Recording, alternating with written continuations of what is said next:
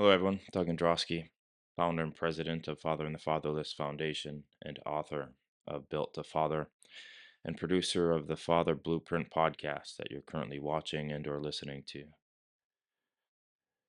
And this episode is our first one. So a lot of grace, a lot of grace. Season one is just going to be me talking, introducing the book that we're writing, talking about the stories, the life, what brought me here, and the why. For a lot of fathers that I believe are wrestling with this or struggling with it, and really what is the blueprint for being a father? What's the outline? How do I get there? What do I do? What does it look like? You see, I didn't know. My father left when I was 3, and shortly after I went into foster care. I have 4 brothers, and we were separated during foster care. And throughout my childhood, I moved over 36 times before I was 17 years old. No, not in the military at that time, just all in one town. 36 times. Basements, hotels, motels, apartments, vehicles, neighbors. The instability as a kid that just produces chaos, that produces insecurities, that produces an inability to trust people, inability to be and feel safe wherever. You see, in that moment, growing up, I didn't realize that that significance of what a father is, who a father is, until my firstborn Abigail was born. Yeah, I remember this day, and I'm sure most of you do, that day that you held your firstborn. Culturally, people may think, hey, you don't need to be there, or you're not there, or that's just a woman thing and you don't need to hold her, or I hope that's not you, and I'm sure it's not, but maybe it's for some. It was a significant moment in my life. The nurses would recommend the skin to skin time with your newborn, just to help that bond. As a father, it's different. As a father, it's more, well, it's just harder. Easier for the mother to have that emotional and physical bond than the father, and so that physical touch, that skin to skin helped. And in that moment, I subscribed being a father to what I knew in the past, which was work hard, come home, interact here and there, but not really teach you anything. And that's not the father I want to be. That's not the father that was shown to me by those 5 men that we'll talk about soon. 5 men to show me one. That one is God. The one is Jesus. The one is God the Father. You see, the 5 men God put in my life at the right moments, at the right time that I needed them. They taught me the ability to lead. They taught me to trust someone. They taught me appropriate boundaries and achievable goals. They taught me that it's possible to believe in someone even if they're not yours, and if you care about them.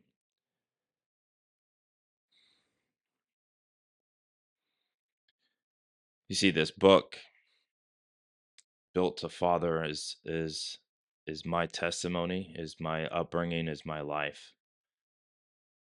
But it's also a realization I had a little while ago. about what a father is. What what do I need to be? There's a lot of books on this. There's a lot of podcasts about fatherhood. There's a lot of men's ministries or men groups, but I think they're lacking something, and that's a blueprint. And some would argue the Bible is the blueprint, and I agree. It's great. It's a large book, 66 books, thousands of pages. Some men just need it simple. Some men just need this guidance, this blueprint, this manuscript, this guideline, this simple reference that they can go to. Whether it be this podcast, whether it be the book, who knows? Somehow, some way, somewhere, someone needs to hear this story, this book, listen to it, read it, understand it, study it, go through it with other men, because it follows a very simple acronym. And for those who know Jesus and love God and have a relationship with Him, the word shepherd means something, means something. It's significant. It's an illustration, it's a picture, it's who Jesus was. He led his people, he led the sheep. And that's exactly what a shepherd does. He leads the sheep from the front, and they follow him. Man, you are the shepherd of your home, the shepherd of your household. You see, a long time ago, I was going to church and had this epiphany, had this idea, had this thought that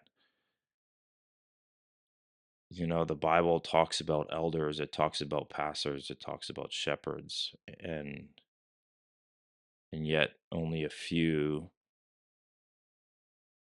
are called to be that for the local church. And for that time I was thinking, the shepherd is greater than that. That's what every man needs to be at home. Years later, here I am, and the acronym is on my mind: shepherd. It's an illustration for us in this book of the pillars of fatherhood. The first one, and by far the most important one, is the spiritual leadership. We'll go for more in depth with this as the podcasts go on and the stories go on, especially when the book comes out. H, the first H, is equally as important, if just a little bit less, but it's that covenant relationship that we have as a father with the wife that we choose. It's the husband who loves sacrificially. You see, that's intentional. Husbands who love sacrificially, because God orchestrated a family the way it was for a reason, by design. And when we go outside of that, well, you see what happens. You see, we'll pause there and go back to the shepherd acronym and say this: that I am by no way, um, what's the right word? I never went to seminary. Yeah, I graduated college and went through mainly for a different degree, but my qualification and experience and my ability to speak on this stems from the experience, from moving 36 times to now. We have 3 girls, been married almost 9 years, and I know what it feels like to not have a father. And I see culture. I see fathers not being present. I see the statistic in Tennessee back in 2022. It was 37% of homes in Tennessee were fatherless. 20 or 21% was the national average. So we were 15 or 16% greater than the national average in 2022. And projections showed that that percentage went down to 33%, but still nonetheless significant.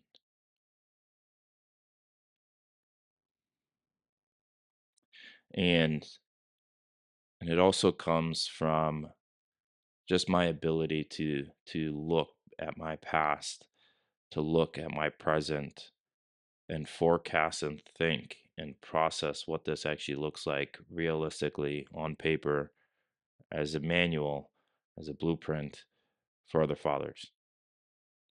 God has gifted me that mind to be able to forecast and think long term as a visionary. And he gave me this ability to speak on this and write about this correlation between a shepherd, the significance of that and what God calls that in the Bible, but also what I believe is the true essence of what fatherhood is. So going back, S, spiritual leader. And then H, first H, husbands who love sacrificially.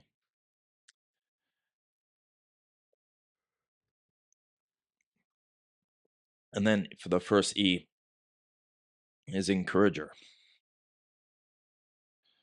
Then we have P, the protector and provider. The second H, a heart of integrity. And the second E, an example.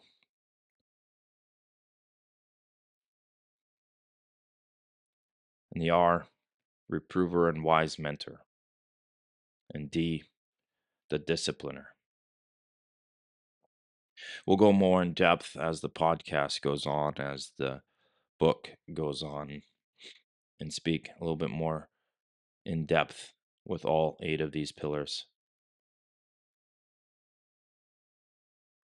You see, this book I needed when I was 25. And that's it. And I believe if you're a man who I was, or you know a man that has experienced what I've experienced, this show is for you. I would also say this show is for not just the dads who never had a father growing up, or the father was present but not teaching you or present and available. But it's also for those fathers who are driving on their way to work right now, punching a clock, working until 5 or working until 6, only to endure another hour plus or less of traffic. When you get home, the kids have already eaten dinner. The wife struggling because it was a long day. Only for you to come home, still needing to eat, still needing to decompress from the day's work. Maybe you're still thinking about the project at work, and you can't really be present. This is also for you. And as the podcast goes on in season 2, when we start inviting others to join me for this podcast, we'll also have topics and conversations about the impact and or the reason why we feel like we have to work so much. Because we don't. Some people can. Some people have the ability to be efficient with their time and be good stewards of their time, but some it's hard.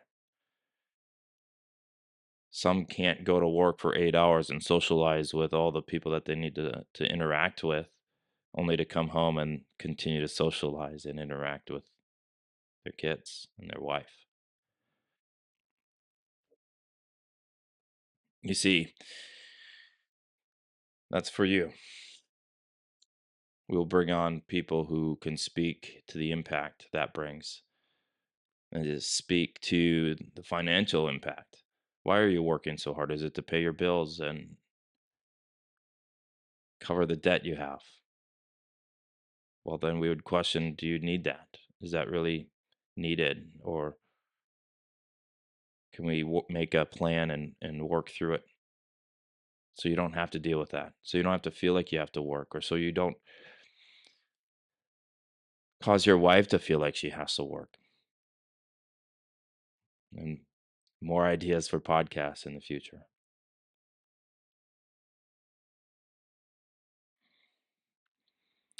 And for those specifically to the men who never had a father growing up, or their father was present but worked too much and so therefore absent, remember this: you are not your father. Absence, or his absence, is not your sentence. And also, no man defaults into a great father. It requires a decision, and it requires action. And for you men who've had a good father, who are still wrestling with how to be a father, it's also for you. But if you've also had a good father, and he has these pillars that are worn but sturdy and strong and not wavering and not failing and not cracking and not fracturing, if you're that father, I invite you, I implore you, join our mission, become a partner, and help us mentor those kids who need it the most. Generations will change, legacies changed because of the work you put in, because of the decision you choose.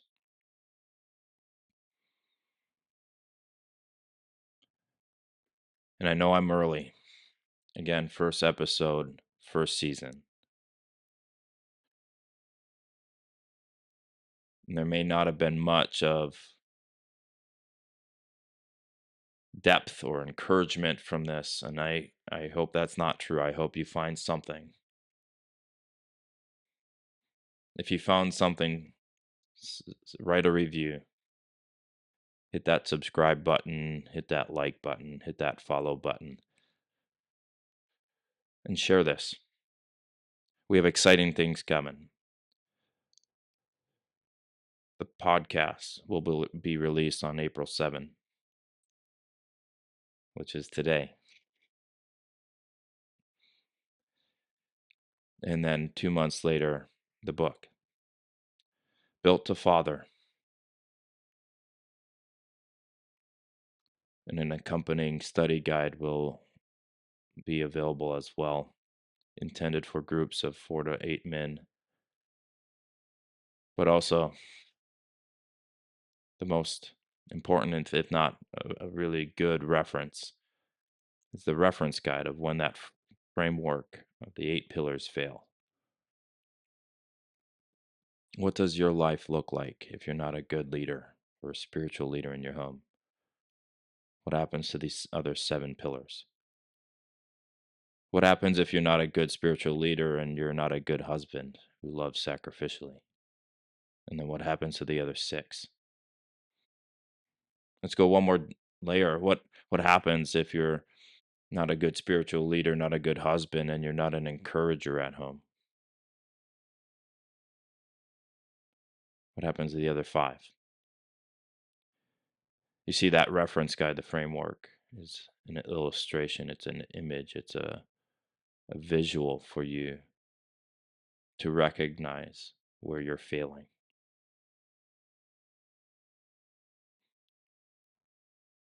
And again, there's a hope. You are, again, not the father from your past. You are not your father. You can be different. You will be different.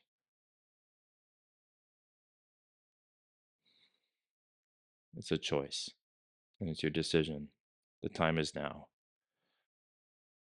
We'll catch you on the next episode, released here soon.